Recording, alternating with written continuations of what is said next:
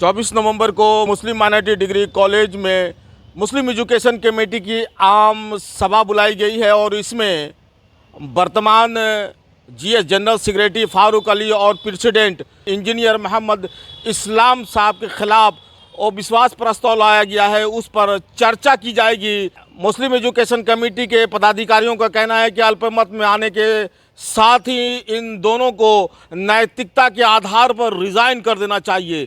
हमारे साथ इस वक्त बात करने के लिए मुस्लिम एजुकेशन कमेटी के जॉइंट सेक्रेटरी मोहम्मद आरिफ अली खान साहब मौजूद हैं। आम सभा बुलाई गई है, उस पर और विश्वास प्रस्ताव पे चर्चा की जाएगी।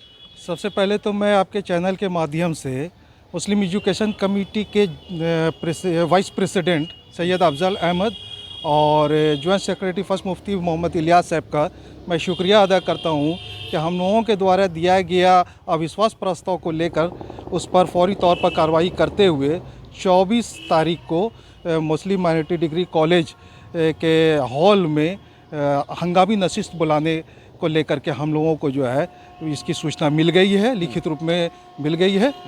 और इसमें सभी माध्यम से, समाचार पत्रों के माध्यम से हो या रजिस्ट्री डाक के माध्यम से हो, सभी को सूचना लगभग मिल चुकी है और भेजी भी जा रही है कुछ मेंबरों को। 24 तारीख को ये डिसाइड हो जाएगा कि मुस्लिम एजुकेशन कमेटी के जीएस और प्रेसिडेंट कौन होंगे। ये तो हौज तय करेगी कि कौन होंगे, लेकिन मैं इतना ही बता देना चाहता हूं कि वर्तमान जो अभी जनरल सेक्रेटरी और प्रेसिडेंट है उनका जाना लगभग तय है। स्वाभाविक है, जब इन लोगों का जाना है तो एक नई कमेटी होगी और इसमें नए जनरल सेक्रेटरी और प्रेसिडेंट होंगे। तो क्या सर आप जीएस और प्रेसिडेंट के कार्य से नाराज चल रहे थे, इसलिए आप लोगों को अविश्वास प्रस्ताव लाना पड़ा? नाराज के साथ साथ उनके कार्यकलाप से हम लोग संतुष्ट नहीं थे।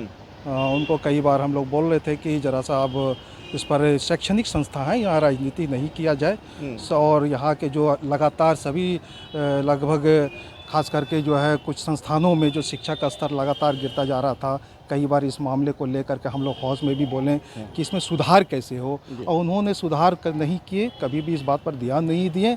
सिर्फ वो अपने ही मर्ज़ी से बैठक का तिथि तय करते थे, अपने ही मर्ज़ी से एजेंडा तय करते थे, किसी से कोई पूछताछ नहीं करते थे, अपने मनमौजी तरीके से लगातार एमबीसी को चलाते रहे हैं, जिसके वजह से शिक्षा का स्तर भी गिरा है, कई संस्थानें बंद के कगार पर आ गई है।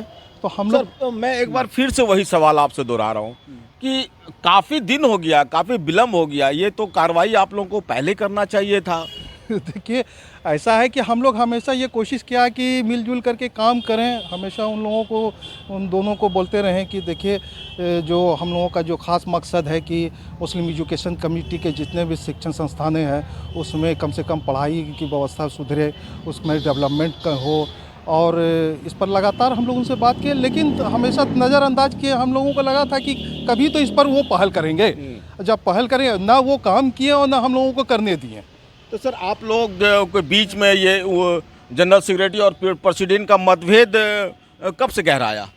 ये काफ़ी दिनों से गहराया रहा था, इसलिए कि कई बार कई मुद्दे पर हाउस में भी इस पर बात उठी, लेकिन वो उनको किसी भी बात का कोई परवाह नहीं रहा है। हाउस की बात हाउस तक रखते थे और जो हाउस में जो भी पास होती थी उसको अमल में नहीं वो लाते थे। आरिफ साहब, कोई कुछ आपने डिसाइड किया है कि जनरल सेक्रेटरी और प्रेसिडेंट किन को बनाएंगे आप? थोड़ा सा इंतज़ार कीजिए 24 तारीख का, और मैं यही कहूँगा आपके चैनल के माध्यम से कि जितने भी सम्मानित सदस्य हैं मुस्लिम एजुकेशन कमेटी के, वो हंगामी नशिस्त में भाग लें और नए जनरल सेक्रेटरी और प्रेसिडेंट को चुनें।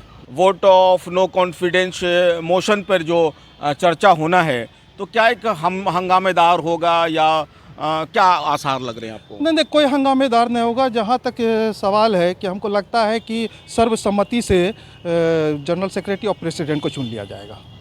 आरिफ साहब, न्यूज़ 21 चैनल से बात करने के लिए बहुत बहुत शुक्रिया आपका। शुक्रिया आपका। तो ये थे आरिफ अली खान साहब, जिन्होंने कहा कि वर्तमान महासचिव फारूक अली और मुस्लिम एजुकेशन के प्रेसिडेंट मोहम्मद इस्लाम के द्वारा जो अविश्वास प्रस्ताव लाया गया है, नैतिकता के आधार पर, चूँकि वो अल्पमत में है, लिहाजा उनको नैतिकता के आधार पर रिज़ाइन कर देना चाहिए।